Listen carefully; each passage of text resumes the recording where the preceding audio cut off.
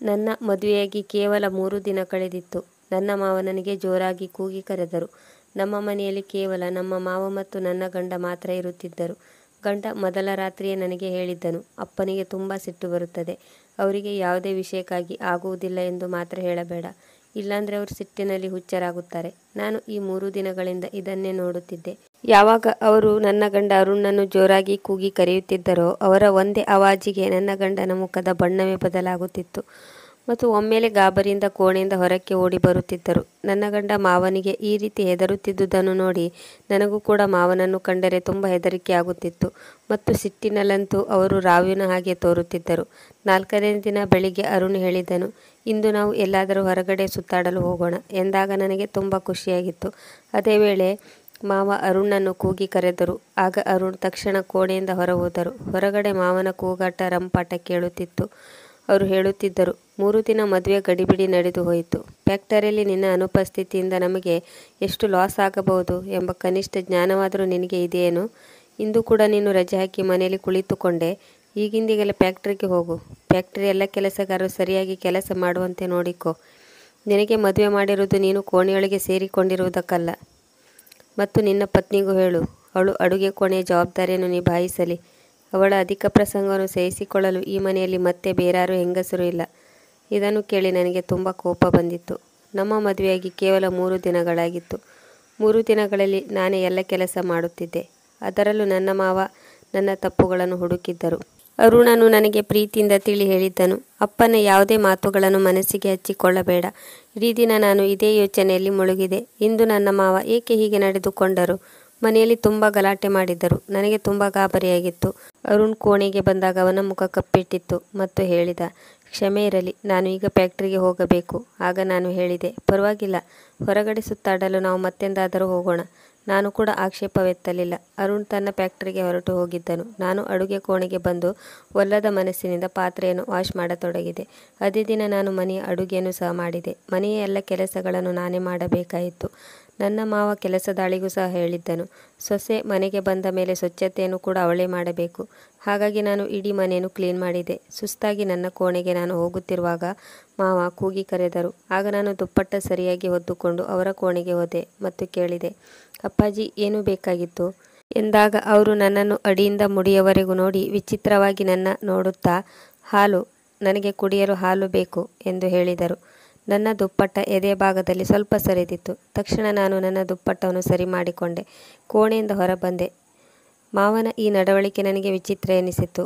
ಮಾವ ಯಾವಾಗಲೂ ತಂದೆಯ ಸ್ಥಾನದಲ್ಲಿ ಇರುತ್ತಾರೆ. ಒಬ್ಬ ತಂದೆ ಯಾವಾಗಲೂ ಮಗಳನ್ನು ಅಡಿಯಿಂದ ಮುಡಿಯವರೆಗೆ ಈ ರೀತಿ ನೋಡುವುದಿಲ್ಲ. ನನ್ನ ಎದೆ ಜೋರಾಗಿ ಬಡಿದುಕೊಳ್ಳುತ್ತಿತ್ತು. ನಾನು ಫ್ರಿಡ್ಜ್ ಓಪನ್ ಮಾಡಿದೆ. ಗ್ಲಾಸ್ನಲ್ಲಿ ಹಾಲನ್ನು ತುಂಬಿಕೊಂಡು ದುಪ್ಪಟ್ಟವನ್ನು ಸರಿಯಾಗಿ ಹೊದ್ದುಕೊಂಡು ಮಾವನ ಕೋಣೆಗೆ ಬಂದೆ. ಕೋಣೆಯಲ್ಲಿದ್ದ ಟೇಬಲ್ ಮೇಲೆ ಹಾಲಿನ ಗ್ಲಾಸನ್ನು ಇಟ್ಟೆ. ನಾನು ಕೋಣೆಯಿಂದ ಹೊರಬರುವುದಕ್ಕಿಂತ ಮೊದಲೇ ಮಾವ ಹೇಳಿದರು, ಸ್ವಲ್ಪ ಹೊತ್ತು ನನ್ನ ಬಳಿ ಕುಳಿತುಕೋ, ನನ್ನ ಜೊತೆ ಮಾತನಾಡು. ಮನೆಯಲ್ಲಿ ಈಗ ನಿನ್ನನ್ನು ಬಿಟ್ಟರೆ ಬೇರೆ ಯಾರೂ ಇರುವುದಿಲ್ಲ. ನಾನು ತುಂಬ ದಿನಗಳಿಂದ ಮನೆಯಲ್ಲಿ ಒಬ್ಬನೇ ಇರುತ್ತಿದ್ದೇನೆ. ಒಬ್ಬನೇ ಇದ್ದು ನನಗೆ ಬೋರ್ ಆಗುತ್ತಿದೆ. ಇದನ್ನು ಕೇಳಿ ನಾನು ತುಂಬ ಚಿಂತೆಗೊಳಗಾದೆ. ಮಾವನ ಕೋಣೆಯಲ್ಲಿ ಕೇವಲ ಒಂದೇ ಬೆಡ್ ಇತ್ತು ಮತ್ತು ಒಂದು ಅಲ್ಮಾರಿ ಇತ್ತು. ಕುಳಿತುಕೊಳ್ಳಲು ಬೇರೆ ಯಾವ ಕುರ್ಚಿಯೂ ಇರಲಿಲ್ಲ.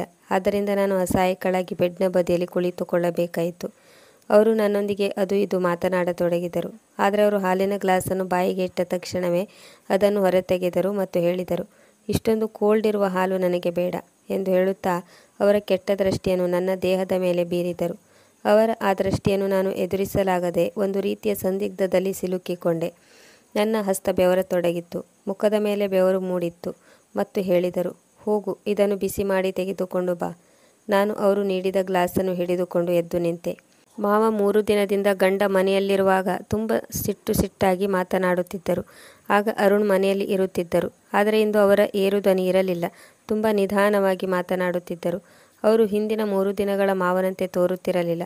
ಆಗ ಅವರು ಅರುಣ್ ಜೊತೆ ಜೋರಾಗಿ ಕೂಗಾಡುತ್ತಾ ಸಿಟ್ಟಿನಿಂದ ಮಾತನಾಡುತ್ತಿದ್ದರು. ಅರುಣ್ನಿಗೆ ಬೈಯುತ್ತಿದ್ದರು. ನಾನು ಹಾಲನ್ನು ಬಿಸಿ ಮಾಡಿಕೊಂಡು ಮಾವನ ಬಳಿ ತೆಗೆದುಕೊಂಡು ಬಂದೆ. ನಾನು ಹಾಲಿನ ಗ್ಲಾಸನ್ನು ತಂದು ಅವರಿಗೆ ನೀಡುತ್ತಿದ್ದಾಗ ಗ್ಲಾಸಿನ ಜೊತೆ ನನ್ನ ಕೈಯನ್ನು ಕೂಡ ಹಿಡಿದುಕೊಂಡರು. ನನಗೆ ಒಂದು ರೀತಿ ಮುಜುಗರವಾದಂತಾಗಿ ನಾನು ತಕ್ಷಣ ಕೈಯನ್ನು ಹಿಂದಕ್ಕೆ ತೆಗೆದುಕೊಳ್ಳಬೇಕೆಂದಾಗ ಅವರು ನನ್ನ ಕೈಯನ್ನು ಬಿಟ್ಟರು. ನಾನು ತಕ್ಷಣ ನನ್ನ ಕೋಣೆಗೆ ಬರತೊಡಗಿದೆ. ಆಗ ಅವರು ಹೇಳಿದರು, ಹೊರಗೆ ಏಕೆ ಹೋಗುತ್ತಿದ್ಯಾ? ಇಲ್ಲಿ ಬಾ, ಕುಳಿತುಕೋ, ನನ್ನಲ್ಲಿ ಮಾತನಾಡು. ಈ ಒಂಟಿತನವೆಂಬ ಸರ್ಪ ನನ್ನನ್ನು ಇನ್ನೂ ಹೆಚ್ಚು ಕುಗ್ಗಿಸುತ್ತಿದೆ. ಹೀಗೆ ಹೇಳುತ್ತಾ ಅವರು ದೀರ್ಘ ಉಸಿರು ತೆಗೆದುಕೊಂಡರು. ಈಗ ನನಗೆ ಇನ್ನೂ ಗಾಬರಿಯಾಗತೊಡಗಿತ್ತು. ಅವರ ಮಾತು ಕೇಳಿ ನನಗೆ ಏನು ಮಾಡಬೇಕೋ ಗೊತ್ತಾಗಲಿಲ್ಲ. ಮತ್ತೆ ಹೇಳಿದರು, ನೀನು ಮದುವೆ ದಿನ ಕೆಂಪು ಸೀರೆಯನ್ನು ತೊಟ್ಟಿದ್ದೀಯಲ್ಲ, ಅದು ತುಂಬ ಚೆನ್ನಾಗಿತ್ತು. ಇಂದು ಸಂಜೆ ಅದೇ ಸೀರೆಯನ್ನು ಧರಿಸಿಕೊ. ಇದನ್ನು ಕೇಳಿ ನನಗೆ ಮತ್ತೆ ಮುಜುಗರವಾಯಿತು. ಅರುಣ್ ನನಗೆ ಇದೆಲ್ಲವನ್ನು ಹೇಳಬೇಕಾಗಿತ್ತು. ಆದರೆ ತಂದೆ ಸ್ಥಾನದಲ್ಲಿರುವ ಮಾವ ಈ ರೀತಿ ಹೇಳಬಾರದಿತ್ತು. ಈ ರೀತಿ ಅವರು ನನಗೆ ಪ್ರತಿದಿನ ಹೇಳಲು ಶುರು ಮಾಡಿದರು. ಅರುಣ್ ಫ್ಯಾಕ್ಟರಿಗೆ ಹೋಗುತ್ತಿದ್ದರು. ಮಾವ ನನ್ನನ್ನು ಅವರ ಕೋಣೆಗೆ ಕರೆಯುತ್ತಿದ್ದರು. ನನ್ನನ್ನು ವಿಚಿತ್ರವಾಗಿ ನೋಡುತ್ತಿದ್ದರು ಮತ್ತು ನಾನು ಹಾಲು ಕುಡಿಯಬೇಕು ಎನ್ನುತ್ತಿದ್ದರು. ನನಗೆ ಹಾಲನ್ನು ಬಿಸಿ ಮಾಡಿ ಕೊಡು ಎನ್ನುತ್ತಿದ್ದರು. ನಾನು ಹಾಲನ್ನು ತೆಗೆದುಕೊಂಡು ಹೋಗಿ ನೀಡಿದಾಗ ನನ್ನ ಕೈಯನ್ನು ಹಿಡಿದುಕೊಳ್ಳುತ್ತಿದ್ದರು. ನನ್ನ ಬಳಿ ಕುಳಿತು ನನ್ನೊಂದಿಗೆ ಮಾತನಾಡು ಎನ್ನುತ್ತಿದ್ದರು. ನಾನಾದರೂ ಅವರೊಂದಿಗೆ ಏನು ಮಾತನಾಡಬೇಕಾಗಿತ್ತು? ನಾನು ಕೆಲಸವಿದೆ ಎಂದು ಹೇಳಿ ಅಲ್ಲಿಂದ ಅವರಿಂದ ತಪ್ಪಿಸಿಕೊಳ್ಳುತ್ತಿದ್ದೆ. ಅಡಿಗೆ ಮಾಡಬೇಕು, ಪಾತ್ರೆ ತೊಳೆಯಬೇಕು ಎಂದೆಲ್ಲ ಕಾರಣ ನೀಡಿ ಅವರ ಕೋಣೆಯಿಂದ ನಾನು ತಪ್ಪಿಸಿಕೊಂಡು ಬರುತ್ತಿದ್ದೆ. ವಾಸ್ತವದಲ್ಲಿ ನನಗೆ ಇದೆಲ್ಲ ಹಿಡಿಸುತ್ತಿರಲಿಲ್ಲ. ಈಗ ನನ್ನ ಮನ ಒಂದು ಸಂದಿಗ್ಧದಲ್ಲಿ ತೊಳಲಾಡುತ್ತಿತ್ತು. ಅರುಣ್ನೊಂದಿಗೆ ಈ ವಿಷಯವನ್ನು ಹೇಳಬೇಕೆಂದು ಅಂದುಕೊಂಡೆ. ಆದರೆ ಅವನೊಂದಿಗೆ ಹೇಗೆ ಮಾತು ಶುರು ಮಾಡಬೇಕು ಎಂದು ಅರ್ಥವಾಗುತ್ತಿರಲಿಲ್ಲ. ಅರುಣ್ಣಂತೂ ತನ್ನ ತಂದೆಯ ಮುಂದೆ ನಡುಗುತ್ತಿದ್ದನು. ಒಂದು ಶಬ್ದವನ್ನು ತಂದೆಯ ಮುಂದೆ ಹೇಳುತ್ತಿರಲಿಲ್ಲ. ತಲೆ ಬಗ್ಗಿಸಿಕೊಂಡು ಆಯಿತು ಅಪ್ಪ, ಆಯಿತು ಅಪ್ಪ ಎನ್ನುತ್ತಿದ್ದ. ಒಂದು ದಿನ ನಾನು ಅಡುಗೆ ಕೋಣೆಯಲ್ಲಿ ಕೆಲಸ ಮಾಡುತ್ತಿದ್ದಾಗ ಮಾವ ಆಕಸ್ಮಿಕವಾಗಿ ಕಿಚನ್ ರೂಮ್ಗೆ ಬಂದರು. ಹಿಂದಿನಿಂದ ಹಿಡಿದುಕೊಂಡರು ಮತ್ತು ಟೇಬಲ್ ಕಡೆಗೆ ನನ್ನನ್ನು ನೂಕಿದರು. ನಾನು ಹಾಗೋ ಹೀಗೋ ಮಾಡಿ ಅವರಿಂದ ತಪ್ಪಿಸಿಕೊಂಡು ನನ್ನ ಕೋಣೆಗೆ ಓಡಿ ಬಂದೆ. ನನ್ನ ಕೋಣೆಯ ಬಾಗಿಲನ್ನು ಬಂದ್ ಮಾಡಿಕೊಂಡೆ. ಬೆಡ್ ಮೇಲೆ ಕುಳಿತುಕೊಂಡೆ. ಈಗ ನಾನು ಏನು ಮಾಡಬೇಕೆಂಬ ಗೊಂದಲದಲ್ಲಿದ್ದೆ. ನನ್ನ ಇಡೀ ದೇಹ ನಡುಗುತ್ತಿತ್ತು. ಮಾವ ನನ್ನ ಜೊತೆ ಈ ರೀತಿ ಮಾಡಬಹುದು ಎಂದು ನಾನು ಎಂದಿಗೂ ಎಣಿಸಿರಲಿಲ್ಲ. ನನ್ನ ಕಣ್ಣಿಂದ ಕಣ್ಣೀರು ಬಂತು. ನಾನು ಇದರ ಬಗ್ಗೆ ಅರುಣ್ನಲ್ಲಿ ಹೇಳಬೇಕು ಎಂದು ನಿರ್ಧಾರ ಮಾಡಿದೆ. ನಾನು ಬೆಳಿಗ್ಗೆಯಿಂದ ಸಂಜೆವರೆಗೂ ಯಾವುದೇ ಕೆಲಸ ಮಾಡಿರಲಿಲ್ಲ. ನನ್ನನ್ನು ನಾನೇ ಕೋಣೆಯಲ್ಲಿ ಬಂದ್ ಮಾಡಿಕೊಂಡಿದ್ದೆ. ಹಲವಾರು ಬಾರಿ ಮಾವ ಬಾಗಿಲನ್ನು ಬಡಿದಿದ್ದರು. ನನಗೆ ಹಸಿವಾಗಿದೆ, ನನಗೆ ಊಟ ಕೊಡು ಎನ್ನುತ್ತಿದ್ದರು. ಆದರೂ ನಾನು ಅವರಿಗೆ ಏನನ್ನೂ ನೀಡಲಿಲ್ಲ. ನನ್ನ ಜಾಗದಲ್ಲಿ ಬೇರೆ ಯಾರೇ ಇದ್ದರೂ ಹೀಗೆ ಮಾಡುತ್ತಿದ್ದರು. ರಾತ್ರಿಯಾಗುತ್ತಿದ್ದಂತೆ ನನ್ನ ಕೋಣೆಯ ಬಾಗಿಲನ್ನು ಜೋರಾಗಿ ಬಡಿದರು. ಮನೆಗೆ ಅರುಣ್ ಬಂದಿದ್ದನು. ರಾಧಾ, ಬಾಗಿಲು ತೆರೆ, ನಿನಗೇನು ಹುಚ್ಚಿ ಹಿಡಿದಿದೆಯೇ? ಬೆಳಿಗ್ಗೆಯಿಂದ ಸಂಜೆವರೆಗೂ ಏಕೆ ಬಾಗಿಲು ಬಂದ್ ಮಾಡಿಕೊಂಡು ಕುಳಿತುಕೊಂಡಿದ್ದೀಯಾ? ಅರುಣ್ನ ಮಾತು ಕೇಳಿ ನಾನು ಬಾಗಿಲನ್ನು ತೆರೆದೆ. ನಾನು ಬಾಗಿಲನ್ನು ತೆರೆಯುತ್ತಿದ್ದಂತೆ ಅಪ್ಪ ಮಗ ಇಬ್ಬರು ಸಿಟ್ಟಿನಿಂದ ನನ್ನನ್ನು ನೋಡುತ್ತಿದ್ದರು. ಮತ್ತು ಅರುಣ್ ಹೇಳಿದನು, ನಿನಗೆ ಸ್ವಲ್ಪವಾದರೂ ನಾಚಿಕೆ, ಮಾನ, ಮರ್ಯಾದೆ ಇದೆಯಾ? ನನ್ನ ಅಪ್ಪ ಇಲ್ಲಿ ಹಸಿವಿನಿಂದ ಸಾಯುತ್ತಿದ್ದಾರೆ. ನೀನು ಇವರಿಗೆ ಒಂದು ತುತ್ತು ಅನ್ನವನ್ನು ಸಹ ನೀಡಲಿಲ್ಲ. ಇವರಿಗೆ ಶುಗರ್ ಇರುವುದು ನಿನಗೆ ಗೊತ್ತಿದೆ ತಾನೇ? ಅವರ ಆರೋಗ್ಯ ಕೆಟ್ಟರೆ ಇದಕ್ಕೆ ಯಾರು ಜವಾಬ್ದಾರರು? ಆಗ ನಾನು ಹೇಳಿದೆ, ಅವರ ಜವಾಬ್ದಾರಿ ನಿರ್ವಹಿಸಲು ನನ್ನಿಂದ ಸಾಧ್ಯವಿಲ್ಲ. ಅದಕ್ಕಾಗಿ ಬೇರೆಯವರನ್ನು ನೇಮಿಸುವುದು ಉತ್ತಮ. ನಾನು ಇಷ್ಟು ಹೇಳುತ್ತಿದ್ದಂತೆ ಅರುಣ್ ಸಿಟ್ಟಿನಿಂದ ನನ್ನ ಮೇಲೆ ಕೂಗಾಡತೊಡಗಿದನು. ಸ್ವಲ್ಪವಾದರೂ ನಿನಗೆ ಬುದ್ಧಿ ಬೇಡವಾ? ಇದರ ಬೆನ್ನಲ್ಲೇ ಮಾವ ಕೂಡ ಹೇಳಿದರು, ನೋಡಿದೆಯಲ್ಲ ಮಗ, ಇನ್ನೂ ಮದುವೆಯಾಗಿ 1 ವಾರ ಕೂಡ ಕಳೆದಿಲ್ಲ. ಆಗಲೇ ತನ್ನ ರೂಪವನ್ನು ತೋರಿಸಲು ಶುರು ಮಾಡಿದ್ದಾಳೆ. ನನಗೆ ಮೊದಲೇ ಗೊತ್ತಿತ್ತು, ಈ ಹುಡುಗಿಯರು ಮದುವೆಯಾದ ಮೇಲೆ ಹೀಗೇ ಮಾಡುತ್ತಾರೆ. ಕುಟುಂಬದಿಂದ ಬೇರೆಯಾಗಲು ಮೊದಲೇ ಕನಸು ಕಂಡಿರುತ್ತಾರೆ. ಆಗ ನನ್ನ ಗಂಡ ಹೇಳತೊಡಗಿದರು, ರಾಧಾ, ಇಂದು ಹೇಳಿದ್ದು ಹೇಳಾಯಿತು. ಒಂದು ವೇಳೆ ಮತ್ತೆ ಇದೇ ಮುಂದುವರಿದರೆ ನಿನ್ನ ಕೈಯಲ್ಲಿ ವಿಚ್ಛೇದನದ ಪೇಪರ್ ನೀಡಿ ನಿನ್ನನ್ನು ತವರು ಮನೆಗೆ ಕಳಿಸುತ್ತೇನೆ. ಇದನ್ನು ಕೇಳುತ್ತಿದ್ದಂತೆ ನನ್ನ ಮುಖ ಬಿಳುಚಿಕೊಂಡಿತ್ತು. ಏಕೆಂದರೆ ನನ್ನ ಅಪ್ಪನಿಗೆ ನಾವು 6 ಜನ ಹುಡುಗಿಯರು. ಅವರು ತುಂಬ ಸಂಸ್ಕಾರವಂತರಾಗಿದ್ದರು. ತುಂಬ ಕಷ್ಟಪಟ್ಟು ಅವರು ಒಂದೊಂದು ಪೈಸೆಯನ್ನು ಕೂಡಿಟ್ಟು ಒಬ್ಬೊಬ್ಬ ಹುಡುಗಿಯರ ಮದುವೆಯನ್ನು ಮಾಡುತ್ತಿದ್ದರು. ನನ್ನ ಅಮ್ಮನೂ ಕೂಡ ನಾನು ಮದುವೆಯಾಗಿ ಗಂಡನ ಮನೆಗೆ ಹೊರಡುವಾಗ ಹೇಳಿದ್ದರು, ಎಂದೂ ಗಂಡನ ಮನೆಯಲ್ಲಿ ಜಗಳವಾಡಿ ತವರಿಗೆ ಮರಳಿ ಬರಬೇಡ. ಮಾವ ಮತ್ತು ಗಂಡನ ಎಲ್ಲ ಮಾತುಗಳನ್ನು ಸರಿಯಾಗಿ ಪಾಲಿಸು ಮತ್ತು ನಿನ್ನ ಮನೆ ಒಡೆದು ಹೋಗದಂತೆ ನೋಡಿಕೊ. ಆದರೆ ಮಾವನ ಇಷ್ಟದಂತೆ ನನ್ನಿಂದ ನಡೆದುಕೊಳ್ಳಲು ಸಾಧ್ಯವಿರಲಿಲ್ಲ. ಮಾವನ ಇಂಥ ಕೆಟ್ಟ ನಡವಳಿಕೆಗಳು ದಿನ ಕಳೆದಂತೆ ಹೆಚ್ಚಾಗತೊಡಗಿದವು. ಆ ಸಮಯದಲ್ಲಿ ಅರುಣ್ ಎಷ್ಟೊಂದು ಕೋಪಗೊಳ್ಳುತ್ತಿದ್ದನೆಂದರೆ, ನಾನು ಅವನಿಗೆ ಮಾವನ ಬಗ್ಗೆ ಏನೇ ಕಂಪ್ಲೇಂಟ್ ನೀಡಿದರೂ ನಾನೇ ಸುಳ್ಳು ಹೇಳುತ್ತಿದ್ದೇನೆಂದು ಉಲ್ಟಾ ನನಗೆ ಬೈಯುತ್ತಿದ್ದನು. ನಾನು ಅವನಿಗೆ ಮಾರುತ್ತರ ನೀಡಲಿಲ್ಲ. ನನ್ನ ಕೋಣೆಗೆ ಹೋಗಿ ಬೆಡ್ ಮೇಲೆ ಕುಳಿತುಕೊಂಡೆ. ಆಗ ಮಾವ ಹೇಳತೊಡಗಿದರು, ಅರುಣ್, ಇವಳಿಗೆ ಕೊನೆಯ ಬಾರಿ ತಿಳಿಸಿ ಹೇಳು, ಇವಳ ತಲೆಯನ್ನು ಸರಿ ಮಾಡು. ಅಲ್ಲದೆ ಹೋದರೆ ನಾನು ಇವಳ ಅಮ್ಮನ ಬಳಿ ಹೋಗಿ ಮಾತನಾಡುತ್ತೇನೆ. ಅವಳ ಅಪ್ಪನಿಗೆ ಹೋಗಿ ಹೇಳುತ್ತೇನೆ, ನಿಮ್ಮ ಮಗಳಿಗೆ ಸರಿಯಾಗಿ ಬುದ್ಧಿ ಕಲಿಸಿ ಎಂದು ಅವಳ ಅಪ್ಪನಿಗೆ ಹೋಗಿ ಹೇಳುತ್ತೇನೆ ಎಂದು ಮಾವ ಸಿಟ್ಟಿನಿಂದ ಅಲ್ಲಿಂದ ಹೊರಟು ಹೋದರು. ನಾನು ಆಗ ಸಿಟ್ಟಿನಿಂದ ನನ್ನ ಮಾವನ ಕಡೆ ನೋಡಿದೆ. ಆಗ ಅರುಣ್ ಹೇಳಿದನು, ನಿನಗೆ ಇಲ್ಲಿ ಅಂತ ಯಾವ ಪ್ರಾಬ್ಲಮ್ ಆಗುತ್ತಿದೆ? ಈ ಮನೆ 8-10 ಜನರು ಇರುವ ಸಂಸಾರದ ಮನೆಯೇ. ಕೇವಲ ಇಬ್ಬರನ್ನು ಸಂಭಾಳಿಸಲು ನಿನ್ನಿಂದ ಆಗುತ್ತಿಲ್ಲವೇ? ನನಗೆ ಒಬ್ಬನೇ ಅಪ್ಪನಿದ್ದಾನೆ, ಅಮ್ಮನೂ ಇಲ್ಲ, ಅಣ್ಣ ತಂಗಿಯೂ ಇಲ್ಲ. ಇಂಥ ಫ್ಯಾಮಿಲಿ ದೊರೆಯಲಿ ಎಂದು ಎಲ್ಲ ಹುಡುಗಿಯರು ಬಯಸುತ್ತಾರೆ. ಇಲ್ಲಿ ಅವರಿಗೆ ಅಂಥ ಜವಾಬ್ದಾರಿ ಇರುವುದಿಲ್ಲ. ಆಗ ನಾನು ಹೇಳಿದೆ, ಇಲ್ಲಿ ನಾನು ಎಂಥ ಪರಿಸ್ಥಿತಿಯಲ್ಲಿ ಕಾಲ ಕಳೆಯುತ್ತಿದ್ದೇನೆಂದರೆ, ಒಂದು ವೇಳೆ ನನ್ನ ಅತ್ತೆ ಅಥವಾ ಮೈದುನ ಬೇರೆ ಯಾರಾದರೂ ಮನೆಯಲ್ಲಿ ಇದ್ದಿದ್ದರೆ ನನಗೆ ಈ ರೀತಿಯ ಪರಿಸ್ಥಿತಿ ಬರುತ್ತಿರಲಿಲ್ಲ ಎಂದಾಗ ನನ್ನ ಮಾತಿಗೆ ಅರುಣ್ ಮತ್ತೊಮ್ಮೆ ಸಿಟ್ಟಿನಿಂದ ನೋಡಿದರು ಮತ್ತು ಹೇಳಿದರು, ನನ್ನ ಅಪ್ಪ ಯಾವ ದೊಡ್ಡ ಗಂಡಾಂತರವನ್ನು ನಿನಗೆ ತಂದೊಡ್ಡಿದ್ದಾರೆ? ಕೇವಲ ನೀನು 2 ಹೊತ್ತಿನ ಊಟವನ್ನಷ್ಟೇ ಅವರಿಗೆ ನೀಡುವುದಲ್ಲವೇ? ನಿನಗೆ ಇದು ಹೊರೆಯಾಗಿದ್ದರೆ ಈ ರೀತಿ ಗಲಾಟೆ ಮಾಡಬಾರದು. ನಾನು ಆಫೀಸ್ನಿಂದ ಸುಸ್ತಾಗಿ ಮನೆಗೆ ಬರುತ್ತೇನೆ ಮತ್ತು ಮನೆಗೆ ಬರುತ್ತಿದ್ದಂತೆ ನನಗೆ ಇದೆಲ್ಲವನ್ನು ನೋಡಲು ಆಗುವುದಿಲ್ಲ. ನನಗೆ ನೆಮ್ಮದಿ ಬೇಕು. ನೆಮ್ಮದಿಯಿಂದ ಇರಲು ಮದುವೆ ಮಾಡಿಕೊಂಡಿದ್ದೇನೆ ಹೊರತು ಈ ಗಲಾಟೆಯ ಜಗಳವನ್ನು ನೋಡಲು ಅಲ್ಲ. ನಾನು ಹೇಳಿದೆ, ಅರುಣ್, ಒಂದು ಕೆಲಸ ಮಾಡಿ, ನಿನ್ನ ಅಪ್ಪನಿಗೆ ಮತ್ತೊಂದು ಮದುವೆ ಮಾಡಿಸಿ. ನಾನು ಇಷ್ಟು ಹೇಳುತ್ತಿದ್ದಂತೆ ಅರುಣ್ ಜೋರಾಗಿ ನನ್ನ ಕೆನ್ನೆಗೆ ಒಂದು ಬಾರಿಸಿದನು ಮತ್ತು ಹೇಳಿದನು, ನಿನಗೆ ಈ ರೀತಿ ಮಾತನಾಡಲು ನಾಚಿಕೆಯಾಗುವುದಿಲ್ಲವೇ? ನನ್ನ ಅಪ್ಪನಿಗೆ 2 ಹೊತ್ತಿನ ಊಟ ಮಾಡಿ ಬಡಿಸುವುದಕ್ಕೂ ನಿನಗೆ ಭಾರವೇ? ಎಂದಾಗ ನಾನು ಹೇಳಿದೆ, ನೀನು ನನ್ನ ಮಾತನ್ನು ಅರ್ಥ ಮಾಡಿಕೊಳ್ಳುತ್ತಿಲ್ಲ ಎಂದಾಗ ಅವನು ಹೇಳಿದನು, ಇದರಲ್ಲಿ ನನಗೆ ಅರ್ಥವಾಗದೇ ಇರುವಂಥದ್ದೇನಿದೆ? ನಿನ್ನ ಈ ಮಾತುಗಳೆಲ್ಲ ಅಸಂಬದ್ಧವಲ್ಲದೆ ಮತ್ತೇನು? ಅಪ್ಪನಿಗೆ ಈಗ 65 ವರ್ಷವಾಗಿದೆ. ಈ ಮುದಿ ವಯಸ್ಸಿನಲ್ಲಿ ಅವರಿಗೆ ನಡೆಯಲಾಗುತ್ತಿಲ್ಲ. ಶುಗರ್ BP ಪೇಷಂಟ್ ಆಗಿದ್ದಾರೆ. ಅಂಥದ್ರಲ್ಲಿ ನೀನು ಅವರಿಗೆ ಮದುವೆ ಮಾಡೋಣ ಎನ್ನುತ್ತಿದ್ದೀಯಲ್ಲ, ಅದರಲ್ಲೂ ಅವರಿಗೆ ಈಗ ಒಬ್ಬ ಹೆಂಗಸನ್ನು ಸಂಭಾಳಿಸಲು ಸಾಧ್ಯವೇ? ಆಗ ನಾನು ಅರುಣ್ನಿಗೆ ಏನು ಹೇಳಬೇಕೋ ಗೊತ್ತಾಗಲಿಲ್ಲ. ಅವನ ಈ ಅಪ್ಪ ತನ್ನ ಮಗನ ಪತ್ನಿಯ ಮೇಲೆ ಕೆಟ್ಟ ದೃಷ್ಟಿ ಬೀರುತ್ತಿದ್ದನು. ಆಗ ನಾನು ಹೇಳಿದೆ, ಕೇವಲ ಮಾವನ ಮದುವೆಯನ್ನು ಮಾಡಿಸಿ, ನಾನು ನಿಮ್ಮ ತಂದೆ ಮತ್ತು ತಾಯಿ ಇಬ್ಬರನ್ನು ಚೆನ್ನಾಗಿ ನೋಡಿಕೊಳ್ಳುತ್ತೇನೆ. ನನ್ನ ಮಾತಿಗೆ ಅರುಣ್ ವಿಚಿತ್ರವಾಗಿ ನಕ್ಕನು ಮತ್ತು ಹೇಳಿದನು, ಒಂದು, ನಿನ್ನಿಂದ ನನ್ನಪ್ಪನಿಗೆ ಒಪ್ಪತ್ತಿನ ಊಟ ಮಾಡಿ ಬಡಿಸಲು ಸಾಧ್ಯವಾಗುತ್ತಿಲ್ಲ ಎಂದ ಮೇಲೆ ನೀನು ನನ್ನ ಮಲತಾಯಿಯನ್ನು ಹೇಗೆ ಸಂಭಾಳಿಸುತ್ತೀಯ? ಮನೆ, ಫ್ಯಾಕ್ಟರಿ ಎಲ್ಲವೂ ಅಪ್ಪನ ಹೆಸರಿಗಿದೆ. ಯಾರಾದರೂ ಅವನ ಪತ್ನಿಯಾಗಿ ಬಂದರೆ ಅವರು ಇದೆಲ್ಲ ಆಸ್ತಿಯನ್ನು ತಮ್ಮ ತೆಕ್ಕೆಗೆ ತೆಗೆದುಕೊಳ್ಳಬಹುದು. ಈ ಮನೆಯಿಂದ ನನ್ನನ್ನು ಮತ್ತು ನಿನ್ನನ್ನು ಹೊರಹಾಕಬಹುದು. ಅವರ ಸಿಟ್ಟಿನಿಂದ ನಿನಗೆ ಈ ರೀತಿ ಹಿಂಸೆಯಾಗುತ್ತಿರಬೇಕು. ನಾನು ಕೂಡ ಅವರಿಗೆ ಕೋಪ ಬಂದಾಗ ಅವರ ಮಾತನ್ನು ಕೇಳುತ್ತೇನೆ, ತುಟಿ ಬಿಚ್ಚುವುದಿಲ್ಲ. ಮತ್ತೆ ಎಂದಿಗೂ ಅಪ್ಪನ ಮದುವೆ ಬಗ್ಗೆ ಮಾತ್ರ ಹೇಳಬೇಡ. ಇಷ್ಟು ಹೇಳಿ ಅರುಣ್ ಕೋಣೆಯಿಂದ ಹೊರಹೋದರು. ಈಗ ನಾನು ಯೋಚನೆಯಲ್ಲಿ ಮುಳುಗಿದೆ. ನನ್ನ ಗಂಡ ನಾನು ಹೇಳಿದ ಯಾವುದೇ ಮಾತನ್ನು ಕೇಳುತ್ತಿಲ್ಲ. ಈಗ ನಾನೇನು ಮಾಡಲಿ? ಮಾವನ ಕಿರುಕುಳವನ್ನಂತೂ ನನ್ನಿಂದ ಸಹಿಸಿಕೊಳ್ಳಲು ಸಾಧ್ಯವಿಲ್ಲ. ತವರಿಗೆ ಹೋಗುವುದೆಂದರೆ ನನ್ನ ತವರು ಮನೆಯನ್ನು ಇನ್ನೂ ಹಾಳು ಮಾಡಿದಂತಾಗುತ್ತದೆ. ನನ್ನಂಥ ಹುಡುಗಿಯರಿಗೆ ಎಂಥ ಅಸಹಾಯಕ ಪರಿಸ್ಥಿತಿ ಬಂದೊದಗುತ್ತದೆ. ನಮ್ಮ ಮನೆ ತುಂಬಿಸಿಕೊಳ್ಳಲು ನಾವು ಇದೆಲ್ಲವನ್ನು ಸಹಿಸಿಕೊಳ್ಳಬೇಕೇ?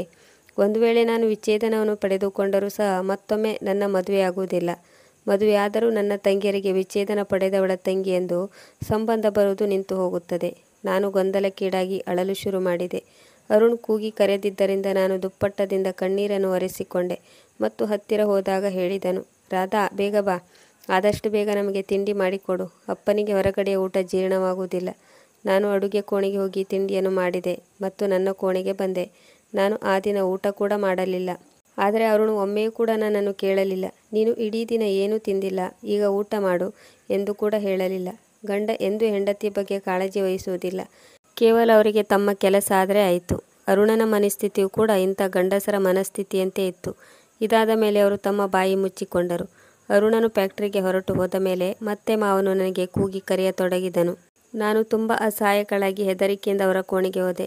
ನನ್ನನ್ನು ನೋಡಿ ಅವರು ವಿಚಿತ್ರವಾಗಿ ನಗತೊಡಗಿದರು. ನೀನೇನು ಅಂದುಕೊಂಡಿದ್ದೆ? ನೀನು ನನ್ನ ಬಗ್ಗೆ ಏನು ಹೇಳಿದರೂ ನನ್ನ ಮಗ ಕೇಳುತ್ತಾನೆ ಎಂದುಕೊಂಡೆಯಾ? ನಿನಗಾಗಿ ನನ್ನ ಮಗ ನನ್ನನ್ನು ಬಿಡುತ್ತಾನೆಯೇ? ನನ್ನಿಂದ ಬೇರೆಯಾಗಿ ನಿನಗೆ ಬೇರೆ ಮನೆ ಮಾಡಿಕೊಡುತ್ತಾನೆಯೇ? ಹಾಗಾದರೆ ಕೇಳು, ನೀನು ಬದಲಾದರೆ ಎಲ್ಲರಿಗೂ ಒಳ್ಳೆಯದು. ಅವನಿಗೆ ಇಷ್ಟವಿದ್ದರೂ ಅವನು ನನ್ನನ್ನು ಕೇಳದೆ ಎಲ್ಲಿಯೂ ಹೋಗುವ ಹಾಗಿಲ್ಲ. ಅಥವಾ ನೀನು ಕೂಡ. ಆದ್ದರಿಂದಲೇ ನಾನು ಯಾವುದೇ ಶ್ರೀಮಂತ ಮನೆಯ ಹುಡುಗಿಯನ್ನು ನನ್ನ ಮಗನಿಗೆ ಮದುವೆ ಮಾಡಿಸಿಕೊಂಡು ಬರಲಿಲ್ಲ. ನಾನು ಹಾಗೆ ಮಾಡಿದರೆ ಅವಳು ನನ್ನ ಮಗನನ್ನು ಮನೆಯಿಂದ ಕರೆದುಕೊಂಡು ಹೊರ ಹೋಗುತ್ತಿದ್ದಳು. ಅದರಿಂದ ನನ್ನ ಮಗನಿಗೆ ನಿನ್ನನ್ನು ಮದುವೆ ಮಾಡಿಸಿಕೊಂಡು ಬಂದೆ. ನನಗೆ ನಿನ್ನ ಅಪ್ಪನ ಪರಿಸ್ಥಿತಿ ಗೊತ್ತಿತ್ತು. ಮತ್ತೊಮ್ಮೆ ನೀನು ತವರು ಮನೆಗೆ ಹೋದರೂ ಕೂಡ ಅವರು ನಿನ್ನನ್ನು ತಮ್ಮ ಮನೆಯಲ್ಲಿ ಇಟ್ಟುಕೊಳ್ಳಲಾರರು ಅಥವಾ ನಿನಗೆ ಮತ್ತೊಂದು ಮದುವೆ ಮಾಡುವಷ್ಟು ಅವರು ಶಕ್ತರಲ್ಲ. ಒಂದು ವೇಳೆ ನಿನ್ನ ಜೀವನ ಸುಗಮವಾಗಬೇಕೆಂದರೆ ನೀನು ನಾನು ಹೇಳಿದಂತೆ ಕೇಳಬೇಕು. ಇದರಿಂದ ನಾನು ತುಂಬ ಚಿಂತೆಗೊಳಗಾದೆ. ಮತ್ತೆ ಮಾವ ಹೇಳಿದರು, ಹೋಗು, ನನಗಾಗಿ ಬಿಸಿ ಹಾಲನ್ನು ತೆಗೆದುಕೊಂಡು ಬಾ. ಆದರೆ ಈ ಮಾತು ನನ್ನೊಳಗೆ ಬೆಂಕಿ ಹೊತ್ತಿಸದಂತೆ ಆಗುತ್ತಿತ್ತು. ನಾನು ಆತ್ಮಹತ್ಯೆ ಮಾಡಿಕೊಳ್ಳಬೇಕೆಂದು ಯೋಚಿಸುತ್ತಿದ್ದೆ. ಇಂತಹ ಕೆಟ್ಟ ಮತ್ತು ನಡತೆಗೆಟ್ಟ ಜೀವನ ನನ್ನಿಂದ ಸಹಿಸಿಕೊಳ್ಳಲು ಸಾಧ್ಯವಾಗಲಿಲ್ಲ. ಈಗ ನಾನು ಹಾಲನ್ನು ಮಾವನ ಕೋಣೆ ಒಳಗಿಟ್ಟು ಹೊರಗೆ ಬಂದು ಬಿಡುತ್ತಿದ್ದೆ. ಅವರ ಬಳಿ ಕುಳಿತುಕೊಳ್ಳುತ್ತಿರಲಿಲ್ಲ. ಮಾತನ್ನು ಕೂಡ ಆಡುತ್ತಿರಲಿಲ್ಲ. ಹೆಚ್ಚಿನ ಸಮಯ ನನ್ನ ಕೋಣೆಯಲ್ಲಿ ಕಳೆಯತೊಡಗಿದೆ. ಒಂದು ದಿನವಂತೂ ಅವರು ಎಲ್ಲೇನು ಮೀರಿದರು. ಮಾವ, ನನ್ನ ಗಂಡ ಅರುಣ್ ಇದ್ದಾರೆಂದು ಕೂಡ ನೋಡಲಿಲ್ಲ. ರಾತ್ರಿ ಊಟ ಮಾಡುತ್ತಿದ್ದೆವು. ಮಾವನ ಆಸೆಯಂತೆ ಬಿರಿಯಾನಿ ಮಾಡಿದ್ದೆ. ತುಂಬ ಚೆನ್ನಾಗಿ ಮಾಡಿದ್ದೆ. ಆಗ ಮಾವ, ಇಂದಂತೂ ಸೊಸೆ ನನ್ನನ್ನು ತುಂಬ ಖುಷಿ ಮಾಡಿದಳು, ತುಂಬ ಮಜಾ ಅನುಭವಿಸುವ ಅಡುಗೆ ಮಾಡಿದ್ದಾಳೆ. ಅರುಣ್ ಇದನ್ನು ಕೇಳಿ ಮುಗುಳು ನಕ್ಕನು. ತುಂಬ ಗರ್ವದಿಂದ ನನ್ನನ್ನು ನೋಡಿದನು. ಇದರಿಂದ ನನಗೆ ಸ್ವಲ್ಪವೂ ಖುಷಿಯಾಗಲಿಲ್ಲ. ತುಂಬ ಗರ್ವದಿಂದ ಮಾವ ಕಿಸೆಯಿಂದ 3,000 ರೂಪಾಯಿಗಳನ್ನು ತೆಗೆದು ನನಗೆ ನೀಡಿದರು ಮತ್ತು ಹೇಳಿದರು, ಇದನ್ನು ತೆಗೆದುಕೋ, ಇದು ನಿನ್ನ ಬಹುಮಾನ, ಇದನ್ನು ಇಟ್ಟುಕೋ. ಆದರೆ ನಾನು ಇದನ್ನು ತಿರಸ್ಕರಿಸಿದೆ ಮತ್ತು ಹೇಳಿದೆ, ನನ್ನ ಜವಾಬ್ದಾರಿಯನ್ನು ನಿಭಾಯಿಸುತ್ತಿದ್ದೇನೆ, ನನಗೆ ಇದೆಲ್ಲ ಬೇಡ ಎಂದು ತಿರಸ್ಕರಿಸಿದಾಗ ಅರುಣ್ ನನ್ನನ್ನು ಗುರಾಯಿಸತೊಡಗಿದನು ಮತ್ತು ಹೇಳಿದನು, ಅಪ್ಪ ಖುಷಿಯಿಂದ ಕೊಡುತ್ತಿದ್ದಾರೆ, ಬೇಡ ಎಂದು ಹೇಳಬೇಡ, ತೆಗೆದುಕೋ.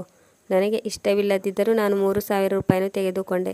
ಪಾತ್ರೆಯನ್ನು ಎತ್ತಿಕೊಂಡು ನಿಲ್ಲುತ್ತಿದ್ದಂತೆ ನನ್ನ ಮಾವನು ಸಹ ಎದ್ದು ನಿಂತನು. ನನ್ನ ಕಡೆ ಬಂದು ನನ್ನನ್ನು ಅಪ್ಪಿಕೊಂಡನು ಮತ್ತು ನನ್ನ ಹಣೆಗೆ ಮುತ್ತಿಟ್ಟನು. ನಾನು ಆಗ ಹೇಗೆ ನಿಂತಿದ್ದೇನೆಂದರೆ ಕಲ್ಲಿನ ಮೂರ್ತಿಯಂತೆ ನಿಂತಿದ್ದೆ. ಮತ್ತು ಮಾವ ಹೇಳಿದನು, ಇಂದು ನೀನು ಬದಲಾಗಿದ್ದರಿಂದ ನಾನು ತುಂಬ ಖುಷಿಯಾಗಿದ್ದೇನೆ. ನೀನು ಹೀಗೆ ಇದ್ದರೆ ಆದಷ್ಟು ಬೇಗ ನನ್ನ ಮನದಲ್ಲಿ ನೆಲೆಸುತ್ತೀಯ ಎನ್ನುತ್ತಾ ತನ್ನ ಕೋಣೆಗೆ ಹೊರಟು ಹೋದನು. ನಾನು ಅರುಣ್ಣನ್ನೇ ನೋಡುತ್ತಿದ್ದೆ. ಅವನ ಮುಖದ ಮೇಲೆ ಯಾವುದೇ ರೀತಿಯ ಭಾವನೆಯೂ ಇರಲಿಲ್ಲ. ನನಗೆ ಇದರಿಂದ ತುಂಬ ನೋವಾಯಿತು. ಆಗ ಅರುಣ್ಣಿಗೆ ಹೇಳಿದೆ, ಅಪ್ಪಾಜಿ, ಅದು ಇದೆಂಥ ನಡವಳಿಕೆ? ನಾನು ಅವರ ಸ್ವಂತ ಮಗಳಲ್ಲ. ನನ್ನಿಂದ ದೂರವಿದ್ದು ಮಾತನಾಡಲು ಹೇಳಿ. ನನ್ನನ್ನು ಒಪ್ಪಿಕೊಳ್ಳಲು ಅವರಿಗೆ ಯಾವ ಹಕ್ಕಿದೆ? ಒಂದು ನಿರ್ದಿಷ್ಟ ವಯಸ್ಸಿನ ನಂತರ ಅಪ್ಪ ಮಗಳನ್ನು ಕೂಡ ಭಗವಂತ ದೂರವಿರಲು ಹೇಳಿದ್ದಾನೆ ಮತ್ತು ಅಮ್ಮ ಮಗನೂ ಕೂಡ. ನನ್ನ ಈ ಮಾತಿಗೆ ಅರುಣನು ಕೂಗಾಡಿದನು ಮತ್ತು ಹೇಳಿದನು, ನೀನು ಇಷ್ಟು ಕನಿಷ್ಠವಾಗಿ ಯೋಚಿಸುತ್ತೀಯ ಎಂದು ನಾನು ಅಂದುಕೊಂಡಿರಲಿಲ್ಲ. ನನ್ನ ಅಪ್ಪ ನಿನ್ನನ್ನು ಯಾವಾಗಲೂ ಮಗಳೆಂದೇ ತಿಳಿದುಕೊಂಡಿದ್ದಾರೆ. ಅವರು ಸ್ವಲ್ಪ ನಿನ್ನನ್ನು ಮುಟ್ಟಿ ಮಗಳಂತೆ ಪ್ರೀತಿ ಮಾಡಿದರೆ ಏನಾಯಿತು? ನೀನು ತುಂಬ ವಿಚಿತ್ರವಾದ ಹುಡುಗಿ. ಇದನ್ನೆಲ್ಲ ಯೋಚಿಸುವುದರ ಬದಲು ನನ್ನ ಅಪ್ಪನ ಮನಸ್ಸಿನಲ್ಲಿ ಜಾಗ ಮಾಡಿಕೊ. ಪ್ರತಿಯೊಂದು ಮಾತಿಗೂ ನೀನು ಆಕ್ಷೇಪ ಎತ್ತುತ್ತೀಯ. ಅವರು ನನ್ನನ್ನು ಗುರಾಯಿಸುತ್ತಾ ಸಣ್ಣದಾಗಿ ಮಾತನಾಡುತ್ತಿದ್ದರು ಮತ್ತು ಹೇಳಿದರು, ನಿನ್ನೆಲ್ಲ ಮಾತುಗಳನ್ನು ಅಪ್ಪ ಕೇಳಿಸಿಕೊಳ್ಳಲಿಲ್ಲ, ಅದಕ್ಕೆ ನೀನು ಖುಷಿಪಡು. ಇಲ್ಲಾಂದರೆ ನಾನು ನಿನಗೆ ಕೊನೆಯ ಬಾರಿ ತಿಳಿ ಹೇಳುತ್ತಿದ್ದೇನೆ. ರಾಧಾ, ಅಪ್ಪನೊಂದಿಗೆ ನಿನ್ನ ನಡವಳಿಕೆಯನ್ನು ಸುಧಾರಿಸಿಕೊ. ನನಗೆ ಬೆರಳು ತೋರಿಸಿ ಎಚ್ಚರಿಕೆ ನೀಡಿದನು. ಆಗ ನಾನು ಹೇಳಿದೆ, ಅರುಣ್, ನಾನು ಇಲ್ಲಿಯವರೆಗೆ ಸಹಿಸಿಕೊಂಡಿದ್ದು ಸಾಕು. ಇನ್ನು ಮುಂದೆ ನಾನು ಸಹಿಸಿಕೊಳ್ಳಲು ಸಾಧ್ಯವಿಲ್ಲ. ಒಂದು ಕೆಲಸ ಮಾಡು, ನನಗೆ ಒಂದು ತೊಟ್ಟು ವಿಷವನ್ನು ತಂದು ಕೊಡು, ಇಲ್ಲಾಂದರೆ ನಿನ್ನ ಅಪ್ಪನ ಮದುವೆ ಮಾಡಿಸು ಎಂದು ಹೇಳಿ ನಾನು ಕೋಣೆ ಒಳಗೆ ಹೊರಟು ಹೋದೆ. ಸ್ವಲ್ಪ ಹೊತ್ತಿನ ನಂತರ ಹೊರಗಡೆಯ ಬಾಗಿಲು ಬೆಲ್ಲಾಯಿತು ಮತ್ತು ಹೊರಗಡೆ ಕೂಗಾಟ ಚೀರಾಟ ಕೇಳಿಸಿತ್ತು. ನಾನು ಕೋಣೆಯಿಂದ ಹೊರಗಡೆ ಬಂದಾಗ ನನಗೆ ಒಬ್ಬ ಮೈದುನ ಇದ್ದಾನೆಂದು ತಿಳಿಯಿತು. ಅವನು ವಿದೇಶಕ್ಕೆ ಓದಲು ಹೋಗಿದ್ದ. ಅವನು ಮರಳಿ ಬಂದಿದ್ದಾನೆ. ಜೊತೆಗೆ ಅವನ ಮದುವೆ ಕೂಡ ಆಗಿತ್ತು. ನನ್ನ ಮೈದುನ ಅಲ್ಲೇ ಮದುವೆ ಮಾಡಿಕೊಂಡಿದ್ದ. ಮಾವ ಅವನ ಮೇಲೆ ಸಿಟ್ಟು ಮಾಡಿಕೊಂಡಿದ್ದರು. ಆದ್ದರಿಂದ ಅವನಿಗೆ ಮನೆಗೆ ಬರಲು ಅವಕಾಶ ಮಾಡಿಕೊಟ್ಟಿರಲಿಲ್ಲ. ಆದ್ದರಿಂದ ಅರುಣ್ ತನಗೆ ಮತ್ತೊಬ್ಬ ತಮ್ಮನಿದ್ದಾನೆ ಎಂದು ಕೂಡ ನನಗೆ ಹೇಳಿರಲಿಲ್ಲ. ನಾನು ಅವರಿಬ್ಬರು ಗಂಡ ಹೆಂಡತಿಯರನ್ನು ನೋಡಿ ಚಕಿತಳಾದೆ. ಮಾವ ಇನ್ನೂ ಸಿಟ್ಟಿನಲ್ಲೇ ಇದ್ದರು ಮತ್ತು ಹೇಳಿದರು, ಒಂದು ವೇಳೆ ನಿನಗೆ ಇಷ್ಟ ಬಂದ ಹಾಗೆ ನೀನು ಮದುವೆ ಮಾಡಿಕೊಂಡಿದ್ದೆ ಅಂದ ಮೇಲೆ ಅವಳನ್ನು ಮನೆಗೆ ಏಕೆ ಕರೆದುಕೊಂಡು ಬಂದೆ? ನೀನು ಅಲ್ಲೇ ಇರಬೇಕಾಗಿತ್ತು. ಮೈದುನ ಕೈ ಜೋಡಿಸಿ ಕ್ಷಮೆ ಕೇಳತೊಡಗಿದನು. ಮತ್ತೆ ಅರುಣ್ ಕೂಡ ಹೇಳಿದನು, ಅಪ್ಪ, ಒಮ್ಮೆ ತಮ್ಮನನ್ನು ಕ್ಷಮಿಸಿಬಿಡಿ. ಏನಾಗಬೇಕಿತ್ತು ಅದು ನಡೆದು ಹೋಗಿದೆ. ಅನುಜ್ಞನು ಪ್ರೀತಿಯಿಂದ ಮನೆಗೆ ಬರಮಾಡಿಕೊಳ್ಳಿ ಎಂದಾಗ ಎಲ್ಲವೂ ತಿಳಿಯಾದಂತಾಗಿ ಸದ್ಯದ ಪರಿಸ್ಥಿತಿಯಲ್ಲಿ ಈಗ ಮನೆಗೆ ತಂಗಿ ಕೂಡ ಬಂದಿದ್ದಳು. ಅವಳು ತುಂಬ ಸುಂದರವಾಗಿದ್ದಳು. ನನಗೆ ತುಂಬ ಖುಷಿಯಾಗಿತ್ತು. ಏಕೆಂದರೆ ಈಗ ಮನೆಯಲ್ಲಿ ನಾನು ಏಕಾಂಗಿಯಲ್ಲ, ನನಗೊಬ್ಬಳು ತಂಗಿ ಬಂದಿದ್ದಾಳೆ. ಅವಳು ತುಂಬ ಹರಟೆ ಹೊಡೆಯುವ ಸ್ವಭಾವದ ಹುಡುಗಿಯಾಗಿದ್ದಳು. ನನ್ನ ಜೊತೆ ಚೆನ್ನಾಗಿ ಹೊಂದಿಕೊಂಡಿದ್ದಳು. ಅನುಜ್ ಅಮಿತ್ನೊಂದಿಗೆ ಫ್ಯಾಕ್ಟರಿಗೆ ಹೋಗಲು ಶುರು ಮಾಡಿದನು. ನನ್ನ ಮಾವನ ಗಮನ ಈಗ ನನ್ನಿಂದ ನನ್ನ ತಂಗಿಯ ಕಡೆ ತಿರುಗಿತ್ತು. ಒಂದು ರಾತ್ರಿ ಊಟ ಮಾಡುತ್ತಿರುವಾಗ ಮಾವ ಹೇಳಿದರು, ಈಗ ನನ್ನ ಎಲ್ಲ ಕೆಲಸವನ್ನು ನನ್ನ ಚಿಕ್ಕ ಸೊಸೆ ಮಾಡುತ್ತಾಳೆ ಎಂದಾಗ ಅವಳು ಕೂಡ ಖುಷಿಯಿಂದ ತಯಾರಾದಳು ಮತ್ತು ಅವಳು ಹೇಳಿದಳು, ಸರಿ ಅಪ್ಪಾಜಿ, ನಿಮಗೆ ಏನು ಬೇಕೋ ನನ್ನನ್ನು ಕೇಳಿ, ನಾನು ನಿಮಗೆ ಸಹಾಯ ಮಾಡುತ್ತೇನೆ. ಅನುಜ್ ಇದನ್ನು ಕೇಳಿ ಮುಗುಳು ನಕ್ಕನು. ಕೆಲವು ದಿನಗಳು ಹೀಗೆ ಕಳೆದಿತ್ತು. ಒಂದು ದಿನ ನನ್ನ ತಂಗಿ ಜಯ ಮಾವನ ಕೋಣೆಯಿಂದ ಹೊರಬಂದಾಗ ತುಂಬ ಹೆದರಿದ್ದಳು. ಪದೇ ಪದೇ ತನ್ನ ಮುಖದ ಬೆವರನ್ನು ಒರೆಸಿಕೊಳ್ಳುತ್ತಿದ್ದಳು.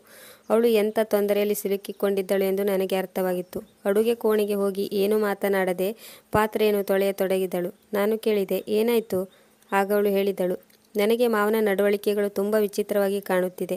ಅವರು ವಿಚಿತ್ರವಾಗಿ ನನ್ನನ್ನು ನೋಡುತ್ತಾರೆ, ಕೈಯನ್ನು ಹಿಡಿದುಕೊಳ್ಳುತ್ತಾರೆ, ಆಕಸ್ಮಿಕವಾಗಿ ನನ್ನನ್ನು ತಬ್ಬಿಕೊಳ್ಳುತ್ತಾರೆ, ಒಮ್ಮೊಮ್ಮೆ ವಿಚಿತ್ರವಾಗಿ ಮಾತನಾಡುತ್ತಾರೆ.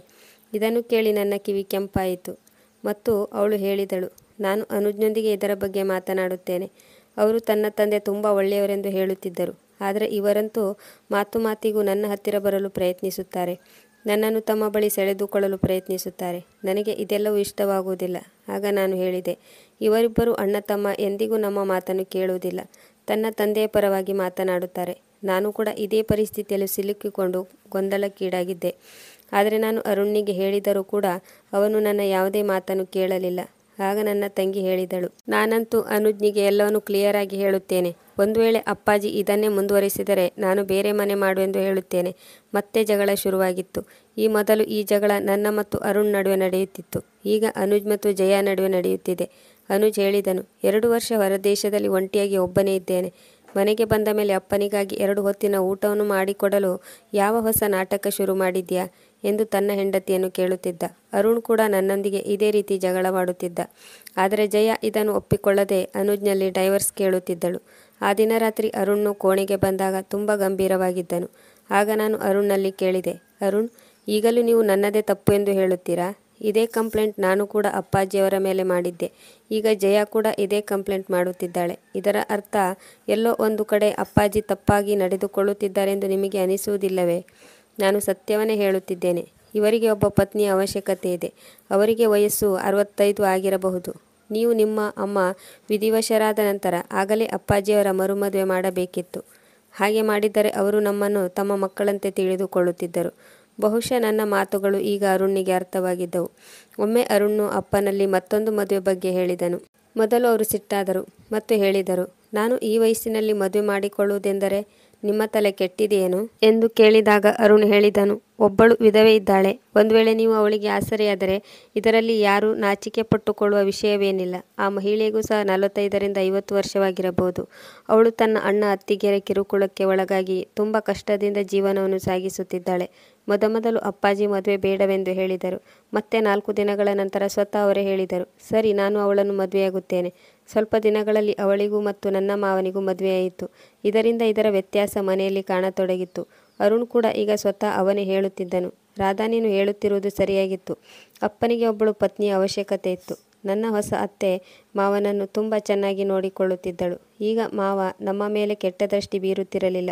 ನಮ್ಮ ಸಮಾಜದಲ್ಲಿ ಒಂದು ವೇಳೆ ಅಪ್ಪನಿಗೆ ವಯಸ್ಸಾಯಿತೆಂದರೆ ಮಕ್ಕಳು ಅವರಿಗೆ ಮತ್ತೊಂದು ಮದುವೆಯಾಗಲು ಅವಕಾಶ ಮಾಡಿಕೊಡುವುದಿಲ್ಲ. ಇದು ನಮ್ಮ ಸಮಾಜದಲ್ಲಿ ಕಾಮನ್ ಆಗಿದೆ. ಇದರಿಂದಾಗಿ ಮನೆಯಲ್ಲಿ ಈ ರೀತಿ ಸಂಬಂಧಗಳು ಹಾಳಾಗಲು ಶುರುವಾಗುತ್ತವೆ. ಅದರ ವ್ಯತಿರಿಕ್ತ ಪರಿಣಾಮವನ್ನು ಮನೆಗೆ ಬರುವ ಸೊಸೆಯಂದಿರು ಅನುಭವಿಸಬೇಕಾಗುತ್ತದೆ. ಅಂತಹ ತೊಂದರೆಯಲ್ಲಿ ನಾನು ಮತ್ತು ಜಯ ಸಿಲುಕಿಕೊಳ್ಳಬೇಕಾಯಿತು.